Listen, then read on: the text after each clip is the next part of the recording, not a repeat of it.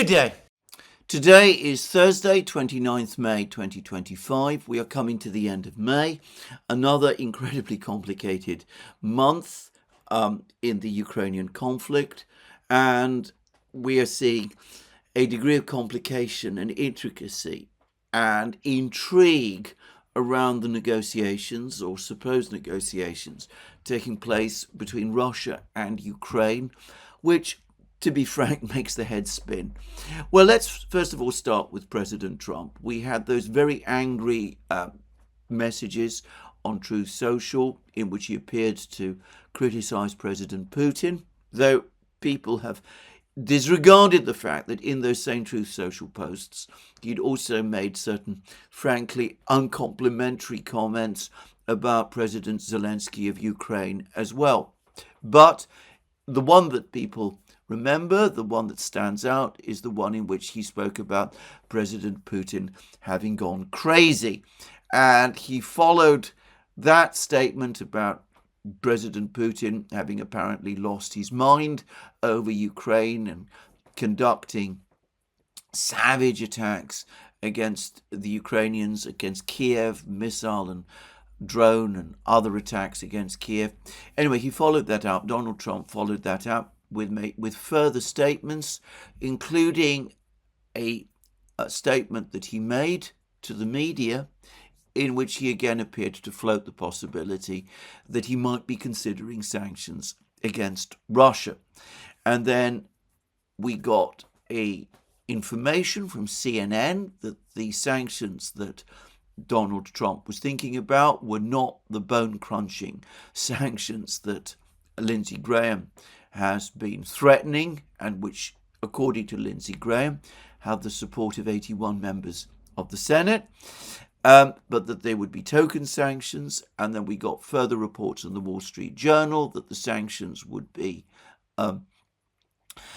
limited to sectors of the Russian economy that didn't include the banking system. As I said, the banking sanctions have anyway never made any kind of sense, and I really don't understand what they mean at all. But anyway, there were reports that the sanctions would be limited in some form. And then Donald Trump appeared and made further comments, and essentially he said that for the moment at least he's not considering any sanctions at all. And he said that the reason he's not considering sanctions is because he fears that if he were to go forward with sanctions at the present time, it would disincentivize the Russians from proceeding with the negotiations, the current negotiations taking place between the Russians and the Ukrainians.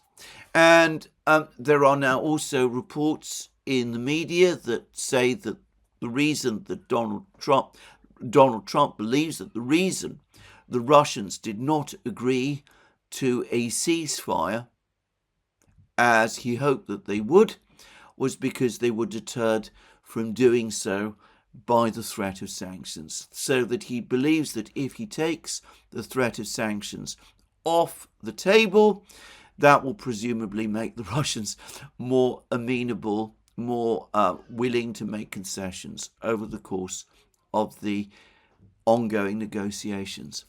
I have absolutely no idea why Trump should think this. I've never seen or heard the Russians link the idea of a ceasefire to sanctions relief at any point in time. It is the case that Americans do seem to have an exaggerated expectation of what offers of sanctions relief might induce the Russians to do. I encountered this myself. I've actually encountered this myself. I remember, it was about 2 years ago in October. Well, it was actually in October 2023, as I now remember. I was invited very generously by David Sachs to participate in a discussion that took place on X Spaces.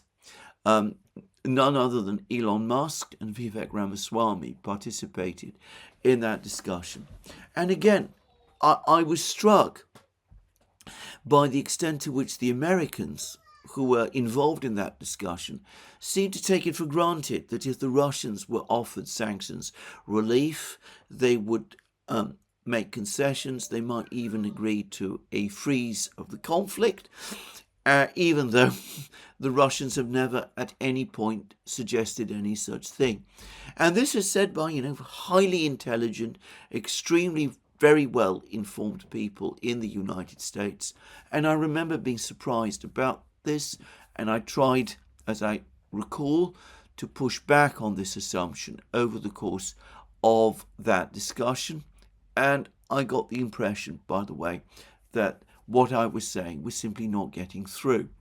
And again, there also seemed to be an assumption on the part of the Americans in that discussion group that the Russians were longing to break free of the shadow of Beijing, and that for that reason they would agree to concessions over Ukraine, that they would agree to a conflict freeze if the sanctions on them were lifted or reduced in some way, because they wanted to resume economic ties with the United States in order to distance themselves from the Chinese. And that belief still seems to be very strong, as shown apparently by Donald Trump's latest words and comments to the media and to other US officials as they're being reported in the United States. For the record, and I think this is perhaps an important point to make, especially if Americans close to the administration are listening to this program, the internal messaging in Moscow is completely different.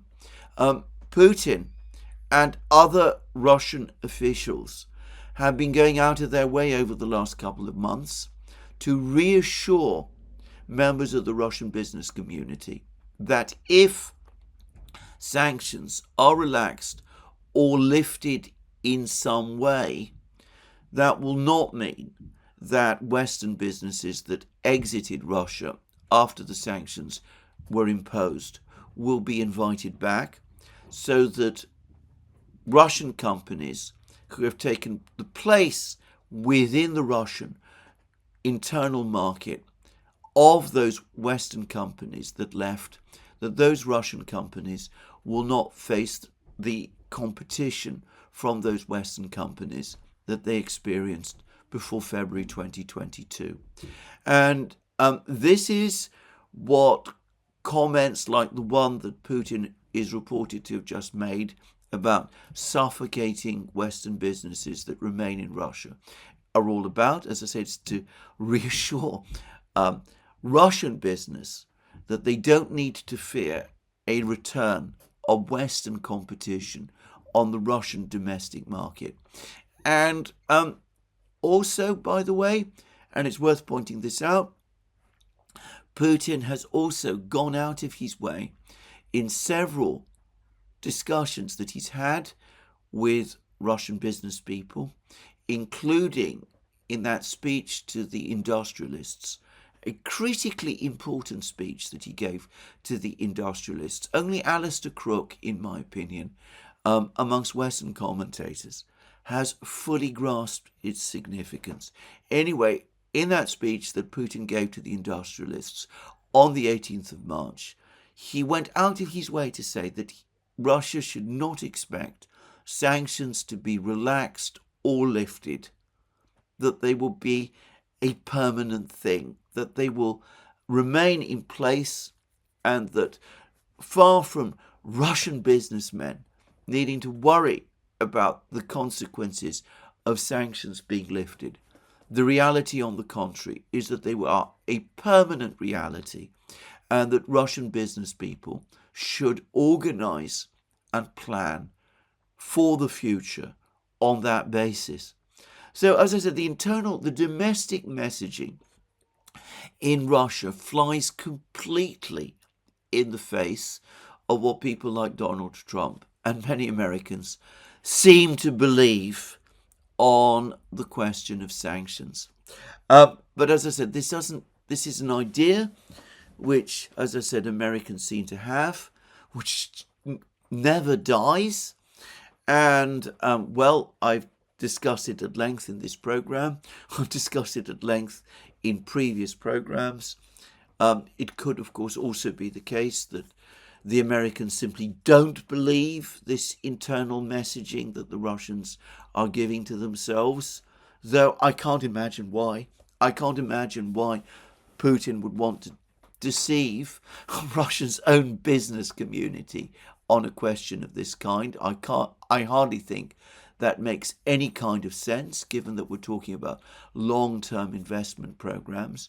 And it could also be that Donald Trump perhaps has a better understanding of the Russian position on sanctions than he implies, though for the record, I don't think so. But it could be that Donald Trump assumes that and understands this better than I also assume, and that he understands that further sanctions would be counterproductive for the United States, and that is the real reason why he wants to avoid them. Anyway, that is what Donald Trump is saying. For the moment, at least, it looks as if we are not going to get more sanctions against Russia. But Donald Trump then went out of his way to say that this is, only for the next week or 2 weeks. After that, we will know whether the Russians are really serious about the negotiations. So Trump, if this is all a political exercise, is buying himself just 1 or 2 weeks. If there isn't progress in the negotiations, no doubt all the pressures to impose those sanctions on Russia will come back again. Again, I don't think people in the United States fully understand how little space this sanctions debate in the United States is taking in Russia, how completely unimpressed the Russians are with the American debates on this subject. Anyway, in the meantime, we have an extraordinarily bewildering story about the progress, if that's the right word, of the negotiations. So General Kellogg, who is now resurfaced, has told us that the Ukrainians, as the Ukrainians have now confirmed, actually provided their position paper to the Americans, and that the position paper was provided to the Americans before, apparently, it was provided to the Russians, which is a very, very strange and eccentric thing to do. I mean, are the Ukrainians negotiating with the Americans, or are they negotiating with the Russians? What exactly is the American role here? I mean, it is all very much up in the air. As somebody who's acted as a mediator in negotiations, I would say that this is, again, an, shall we say, unusual approach for a mediator to have. Mediators do not usually receive proposals made by one party to the other before they're communicated by that party to the other. Usually, when parties put forward proposals, they send them directly to the other party and copy them to the mediator. They do not brief the mediator first and get the mediator's comments before they convey the proposals to the other side. Of course, there is an alternative view, which is that the Americans and the Ukrainians have been working on the Ukrainian proposals together, in which case, of course, the Americans are not mediators at all. They are, in effect, guiding the Ukrainian role in the negotiations. Some of us might mischievously assume that it goes further than that still, that in fact what we are told is the Ukrainian proposal has in fact been written and drawn up and drafted by the Americans entirely, and perhaps quite possibly by General Kellogg himself. There is ample reason to think that that is so, though of course I do not know actually that that is so. Anyway, the Russians have apparently been provided by the Ukrainians with the Ukrainian draft proposal. Let's call it the Ukrainian draft proposal, even as we keep to ourselves the possibility that actually it is the American proposal. Perhaps General Kellogg's 22-point peace plan, the one that he's still so proud of, the one that Putin has already rejected, the one which Putin told the Americans and Steve Witkoff he wasn't prepared to receive, so that he wasn't interested in Witkoff coming to Moscow and proposing it to him. Again, Kellogg appears to have this invincible belief that Putin is at some point going to accept American proposals like ceasefires, unconditional ceasefires, and freezes of the conflict, and 22-point peace plans, which Putin has already rejected. I just say this.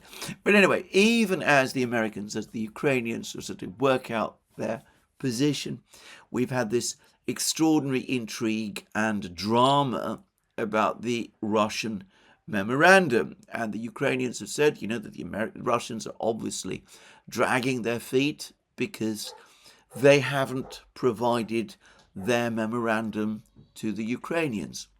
Well, the Russians have said is that they will provide their memorandum to the Ukrainians, but they will provide it on the 2nd of June in Istanbul. And that is the Russian position. So Medinsky and his negotiating team, the same people who were there at the meeting on the 16th of May, they're going to go to Istanbul on the 2nd of June. And they will presumably turn up at the Dolmabahce Palace, where they met with the Ukrainians on the 16th of May, and where they met with the Ukrainians in March 2022. And they will wait for the Ukrainians to come, and they will hand over their memorandum to the Ukrainians then. Now, that actually makes a great deal of sense from a Russian point of view. First of all, if the Russians simply sent their memorandum to the Ukrainians before they met with the Ukrainians, as night follows day, the contents of the Russian memorandum would be leaked to the media. In fact, it wouldn't just be leaked to the media, we would probably have the entire memorandum published with all kinds of Ukrainian and American, by the way, interpretations and glosses, and it would be all over the media even before the actual meeting between the Russian and Ukrainian negotiating teams even began. So for that reason alone, I think that the Russians would not want to provide the Ukrainians with the Russian memorandum before the Russians and the Ukrainians met with each other. And of course, the second reason is that the Russians do not want to provide the Ukrainians with their memorandum before the meeting in Istanbul, before the Ukrainians turn up to the next meeting in Istanbul, because the Russians don't want to allow the Ukrainians an opportunity to prepare their response to the memorandum. The Russians want to present it. They want the Ukrainians to tell them in that meeting what their response is. They don't want the Ukrainians coming to that meeting having agreed a position on the Russian memorandum with the Americans and the Europeans in advance. It is a common negotiating tactic to do that. You don't want to have your adversary fully briefed and fully prepared before the meeting. You want the Ukrainians caught flat-footed, if you like. It may be a rather tough way of going about things, but it's the way negotiations are conducted, and it's certainly the way the Russians conduct negotiations. There is a third reason, and this takes us back to the meetings that took place in Istanbul in March 2022. There was a draft agreement in Istanbul, one which the two sides both initialed. It was agreed that the two sides would go away and that the Russians would then provide a further set of proposals on how the April 2022 Istanbul draft agreement would be taken forward.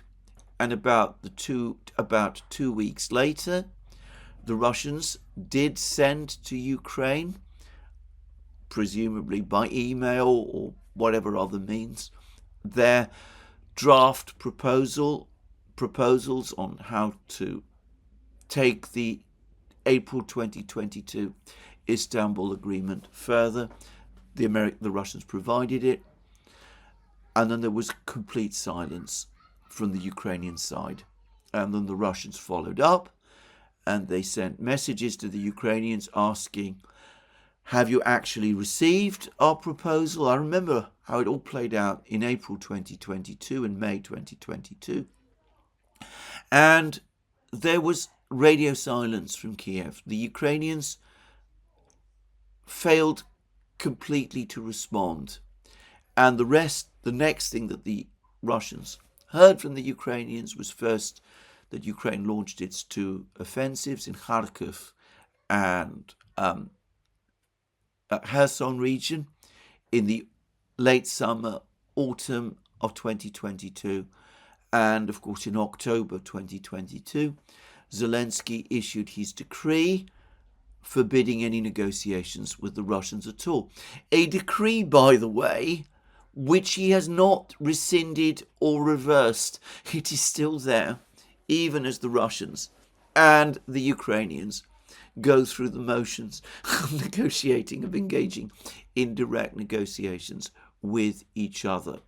So one can understand that after that event, that experience, the Russians are going to give their memorandum to the Ukrainians in person, ask the Ukrainians for their immediate response.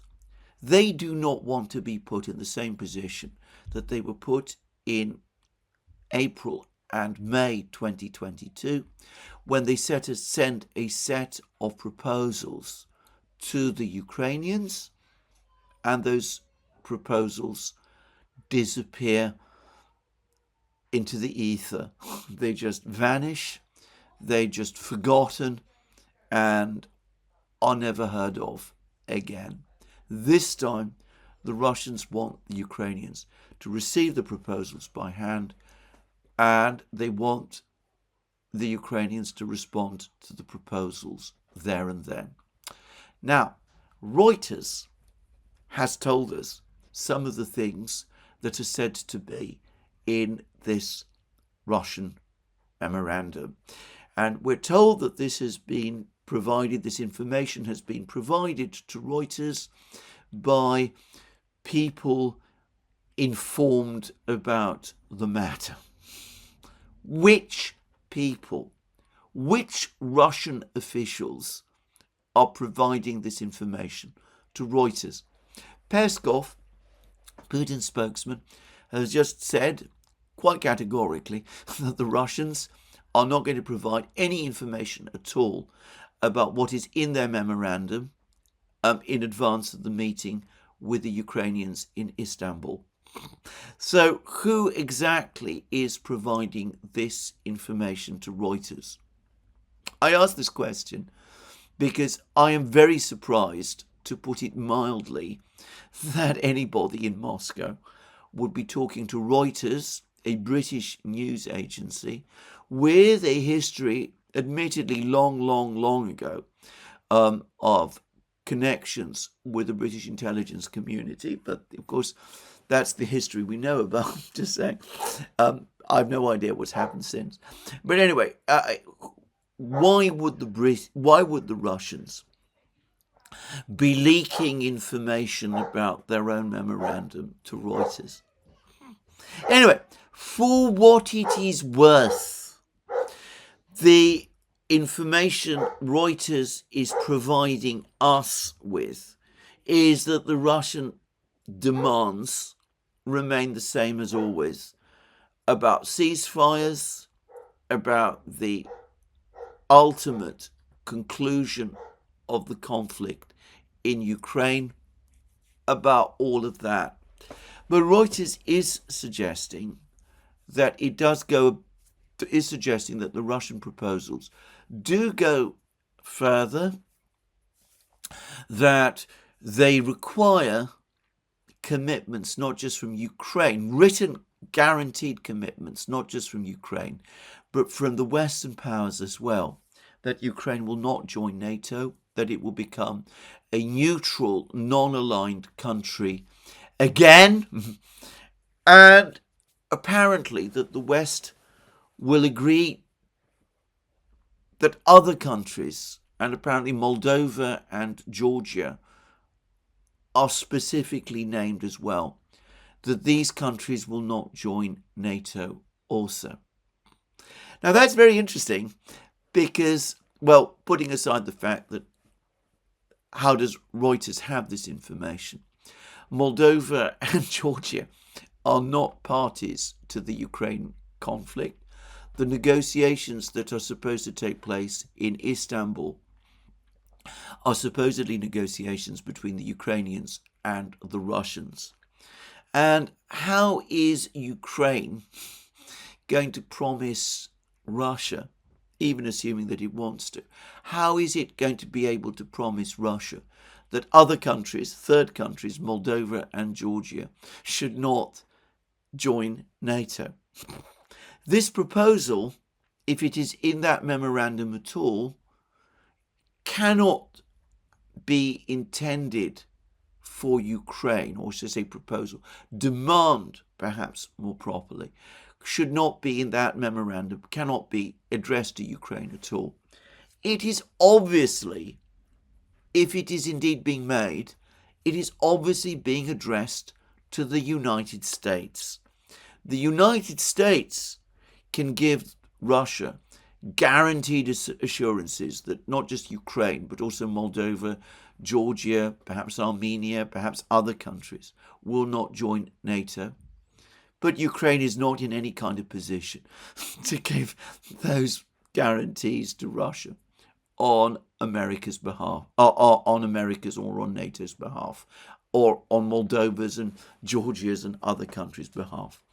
So anyway, it's all very interesting and very complicated, but we do have some hints from the Russians as to the sort of things that they will be looking for. So Grigory Karasin, the chairman of the Federation Council Upper House Committee on Foreign Affairs, the man who met with the Americans in Riyadh to discuss the Black Sea, revival of the Black Sea Initiative, the grain deal.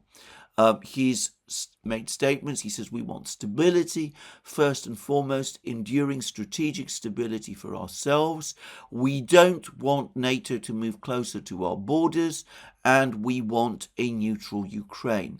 A big game is going on, even around the Istanbul talks. It's about minor things if we speak decently without using more rude language. However, we are patient and we have certain rights as a country that seek to ensure its own strategic stability, and we don't care at all what tricks will be played in relation to the Kiev regime.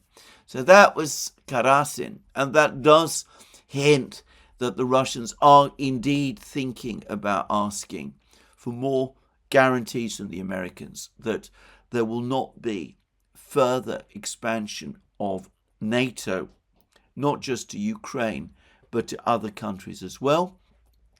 And another senior Russian official, Tatyana Dovgalenko, head of the Russian Foreign Ministry's Department for Partnership with Africa. So Ukraine is obviously not her, not part of her remit, but nonetheless she is a senior Russian diplomat. She says the Ukrainian side is aware of our position that a final and sustainable settlement of the conflict is possible only through the complete and irreversible elimination of its root causes.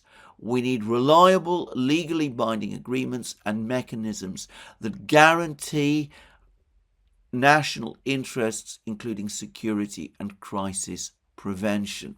And she said that during a briefing for African delegations at the 13th International Meeting of High Representatives in charge of security issues.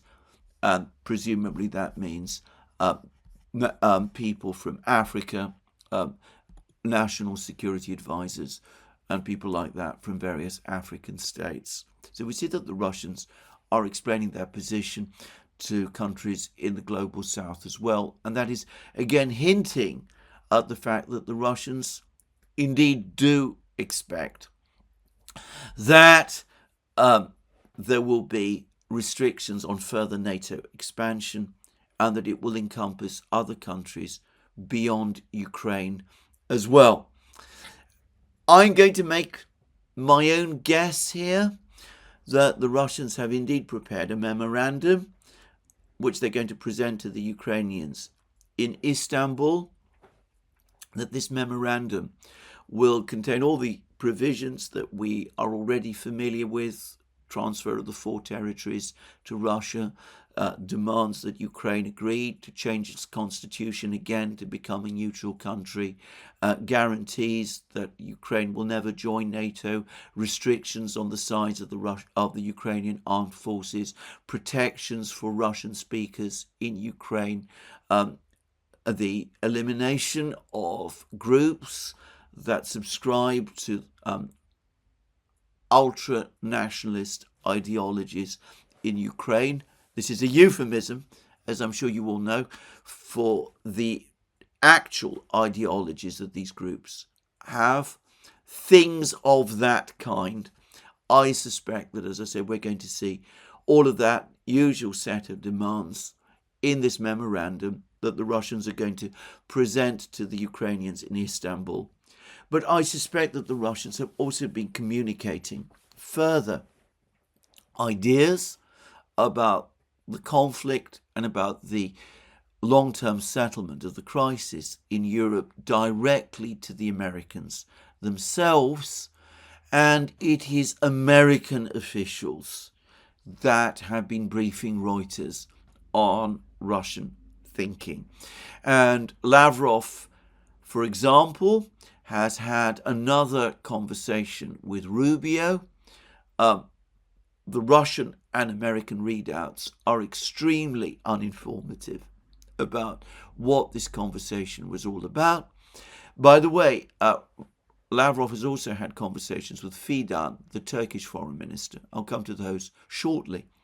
But I suspect that the Russians have been making very clear to the Americans directly that in order for there to be a resolution of the conflict in Ukraine, Russia expects and demands that there should be commitments from the United States ending further NATO expansion. In other words, the Russians are reviving the demands that they made when they presented those 2 draft treaties to the United States and to NATO in December 2021, the 2 draft treaties that the Western powers at that time basically disregarded. So I think this is what we are seeing. Now, the Russians have made fairly clear over the last couple of hours, or at least they've reinforced comments that, of course, Medvedev made at the legal forum in St. Petersburg, which I attended, that if the Russian proposals are not accepted, then Russia will focus on winning the war. They're not going to be sidetracked by threats of sanctions or anything like that. They will finish the war. If the Americans and the Ukrainians don't negotiate seriously with them, don't take seriously Russian demands, then the war will be fought by the Russians, using again Russian language until a victorious conclusion is reached. So that's, I think, where we are with the negotiations. I'm going to make one last final point about these negotiations, which is that this meeting in Istanbul is now taking place in the most extraordinary way, because we're seeing in effect a repetition of what happened on the 11th of May, when Putin suddenly announced that he was sending a team of negotiators to Istanbul on the 15th of May and basically challenged the Ukrainians to send a negotiating team to meet them. And as we remember, Zelensky twisted and turned, but after the third degree type of pressure was put on him, first by the Americans and then by Erdogan, over the course of a 3-hour meeting he had with Zelensky in Ankara, Zelensky did eventually send a negotiating team to Istanbul, even though it actually met with the Russians not on the 15th of May, but on the 16th of May. Anyway, something very similar has taken place this time, because firstly, we had suggestions that the next meeting shouldn't really be in Istanbul at all. The Ukrainians don't like meeting the Russians in Istanbul. It makes it look too much like this is indeed a continuation of the Istanbul talks that took place in March 2022.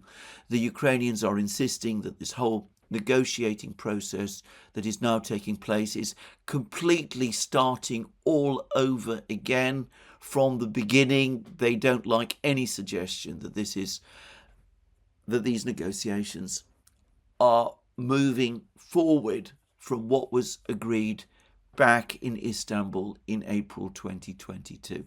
So for that reason, they don't like having the negotiations in Istanbul. And it was suggested that the negotiations take place in the Vatican. And then the Russians made it absolutely clear that they didn't like the idea of the Vatican as a venue. Lavrov said it would be a very strange thing for meetings between two Orthodox countries to take place in the Vatican, of all places. So the Russians anyway said that they did not want the negotiations to take place in the Vatican. And then General Kellogg suggested Geneva, which of course is anathema for the Russians. As far as the Russians are concerned, Geneva is almost the last place they want to meet the Ukrainians, because as far as they're concerned, Switzerland, for long a neutral country and accepted as such by the Russians, is a neutral country no longer. It is fully aligned with the West. It has imposed sanctions against Russia. It has authorized transfers of Swiss military technology to Russia, to Ukraine, to fight Russia. As far as the Russians are concerned, Switzerland has forfeited its claim to be a neutral country. The Russians rejected that proposal of Geneva outright. Now, the Russians didn't actually agree with the Ukrainians that the next meeting, the meeting on the 2nd of June, the meeting on Monday, should take place in Istanbul. They simply announced, exactly as Putin did on the 11th of May, that the Russian delegation will be turning up in Istanbul, waiting for the Ukrainians at the Dolmabahce Palace. The Russians have their memorandum there ready, and when the Ukrainians come, that is where they will hand it over to the Ukrainians.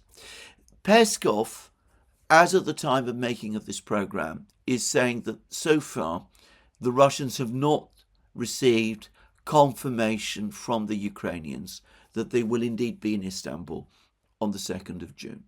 I have no doubt that the Ukrainians will indeed be in Istanbul on the 2nd of June. The Russians, again, have basically been able to force through their insistence that Istanbul continues to be the venue for the talks. The Ukrainians might not like it, but they've been forced along it. So there it is. That's the state of the negotiations at the moment. Incredibly confusing, very, very intricate.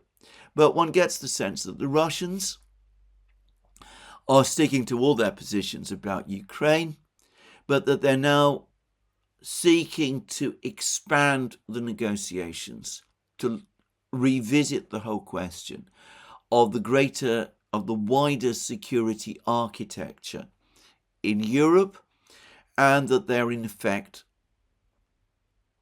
telling the Americans, look, this is the real issue in Ukraine. We go back to what Karazin said. Ukraine is really the details. We need to talk about the security architecture in Europe.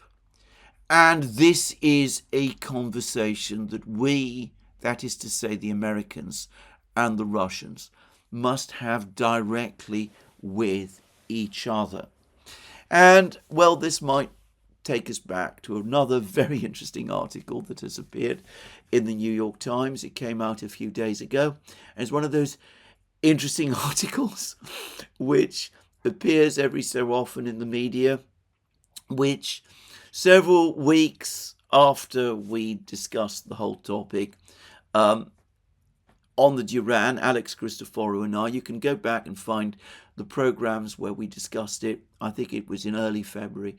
Anyway, after all that time, suddenly the New York Times is saying the same things as we were saying on the Duran, and is using the identical language. And in those videos we did, I think it was back in February, we said that Donald Trump's thinking seemed to be to move towards a system of great powers with spheres of influence, clearly defined spheres of influence. He seemed to recognize that the three great powers would be the United States, Russia, and China, and that we would be seeing a negotiation at some point between the United States and the Russians about the Russian sphere of influence.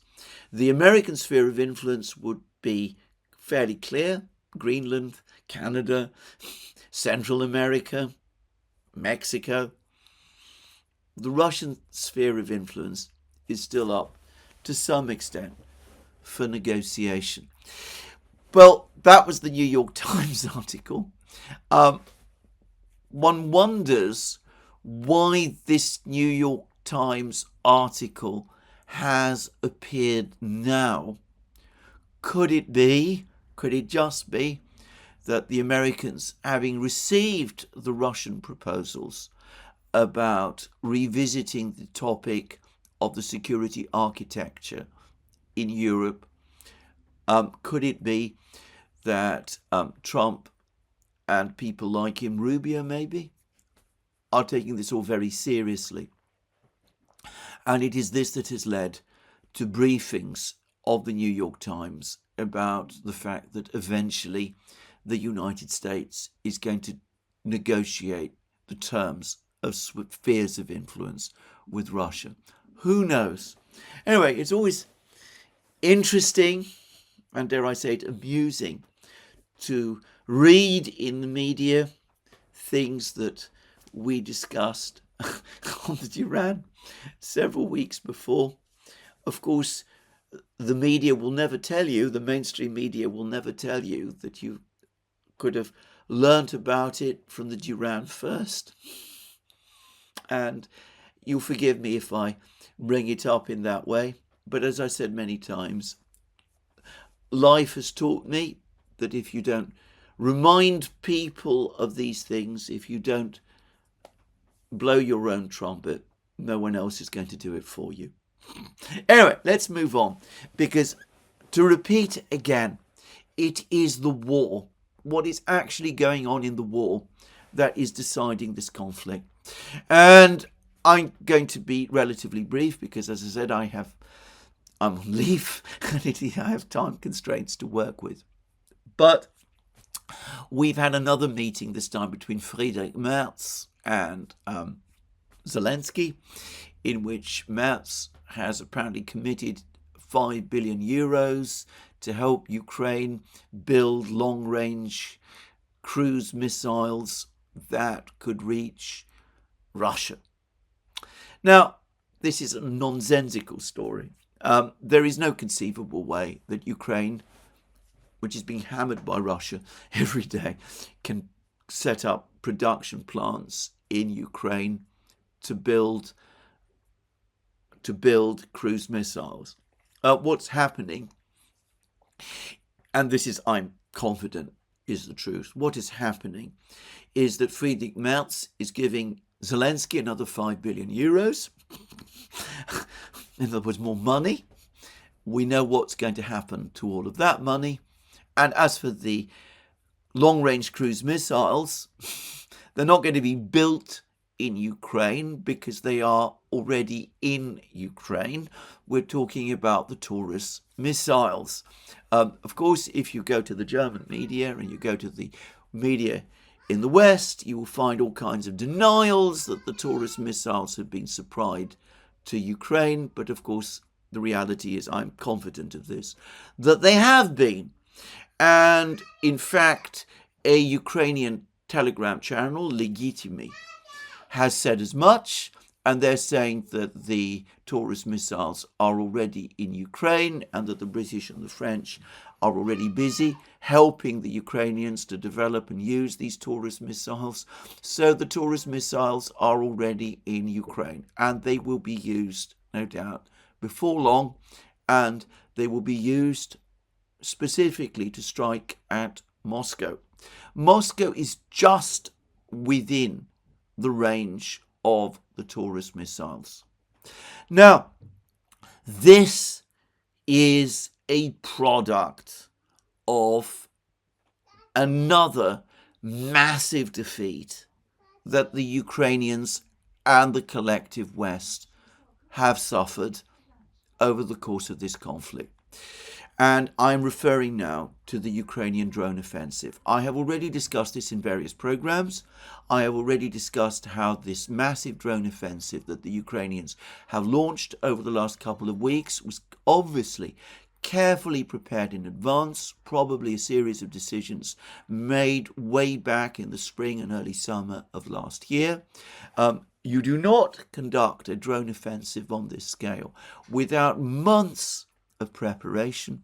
The industrial plant has to be organized, the supply chains have to be built up, the technology has to be provided, the intelligence and targeting data has to be provided as well, and there have to be headquarters and facilities provided in order to exchange this information. And I am going to suggest that this has been, as I said, months in preparation, and I would not be surprised if the preparations for this drone offensive, which has been specifically targeting Moscow, has absorbed as much in, shall we say, at the very least, intellectual resources, thinking, planning, preparation, and that kind, not just by Ukraine, but by Ukraine's Western allies, Britain, France, Germany, the United States, NATO, as Ukraine's summer 2023 offensive has absorbed. In fact, I'm going to make a prediction that in a year or so's time, we're going to get the next article in the New York Times which is going to provide us with all the details about the headquarters that were set up, the generals and officers who were conducting this offensive from Britain, France, Germany, Britain, the United States and all of the others, how this whole elaborate offensive was prepared. And I'm also going to suggest that when in March, briefly, Donald Trump stopped intelligence sharing with Ukraine, this was in effect a threat to Ukraine to stop this drone offensive against Russia in its tracks.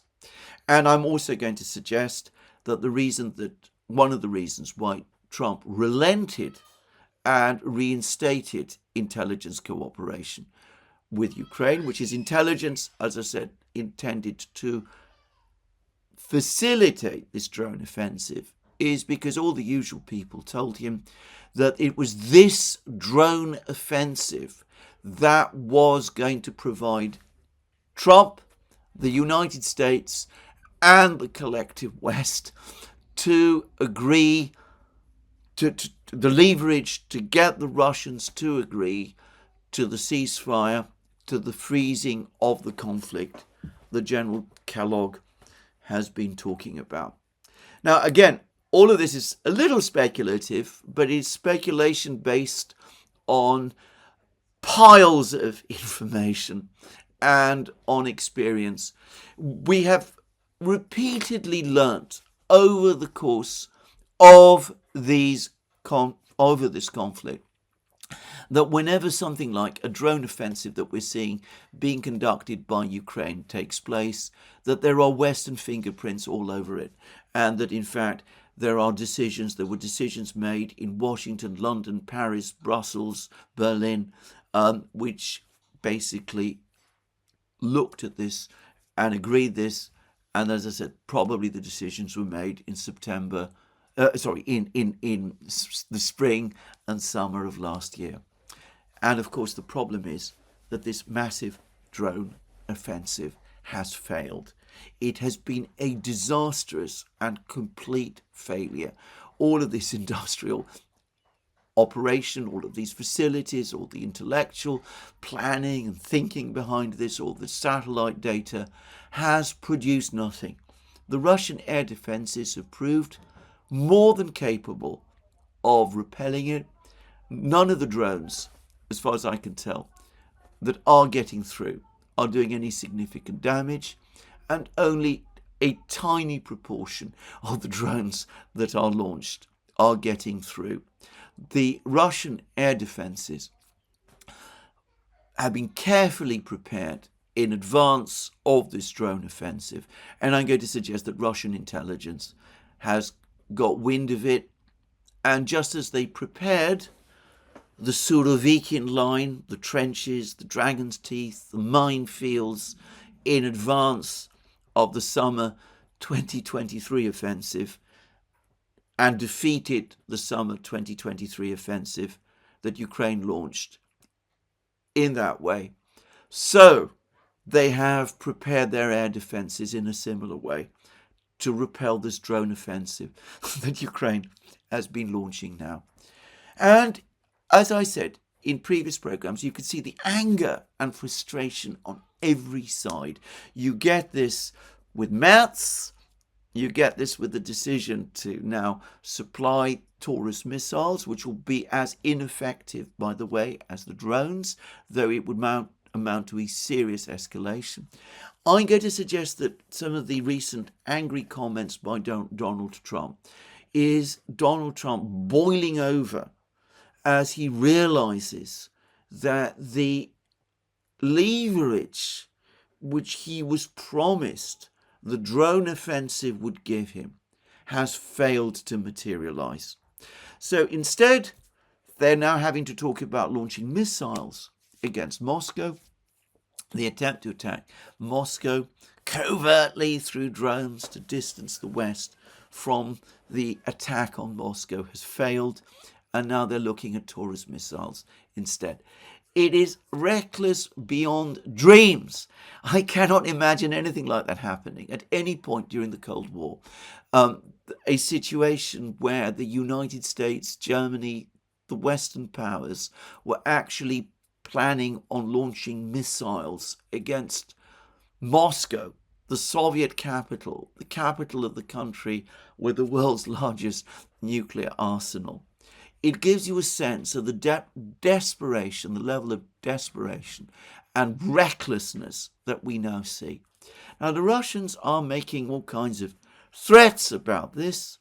They're talking about the fact that this time they might be serious about launching strikes against Germany itself.